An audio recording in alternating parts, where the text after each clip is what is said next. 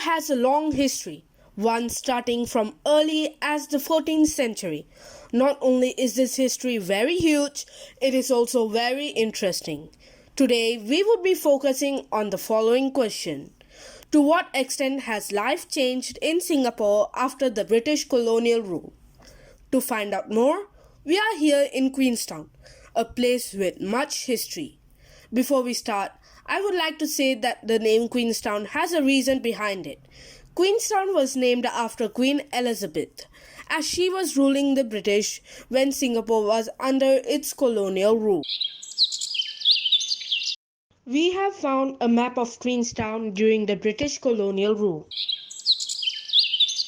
Queenstown Library is the first library in Singapore, which was built when schools started developing around Margaret Drive. Thus, we can infer that during the British colonial rule, education was not as strong as after Singapore's independence. Unlike other libraries, this library is greater in length than of height, which has changed now for other libraries for more space conserving. Opened in January 1963, the Queenstown Former Polyclinic is the first polyclinic opened in Singapore. This polyclinic was opened because of late Mr. Lee Kuan Yew wanting to provide access to subsidized healthcare for residents in Queenstown.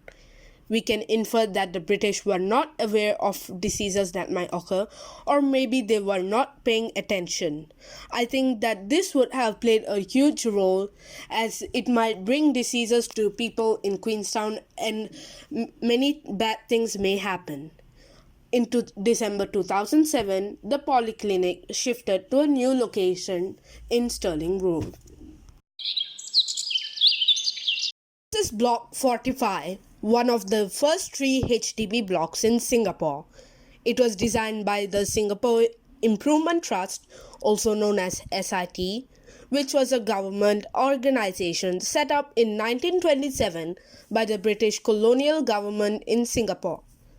However, after the end of the British colonial rule, the SIT was taken over HDB, which had constructed this building. This HDB flat is widespread instead of being tall. Thus, we can infer that the British had not considered about conserving space, more particularly the SIT. This was most probably because of Singapore's population being small at that time and the British not having any future plans for Singapore. We are here at the Queenstown Sports Complex, a place where many competitions are held. This sports complex was officially opened in 1970. The Queenstown Stadium was a premier location for National Day parades and regional sporting competitions in the 1970s and the 1980s. In 1975 and 1983, decentralized parades on National Day were held at the stadium to allow more Singaporeans to participate in the festivities.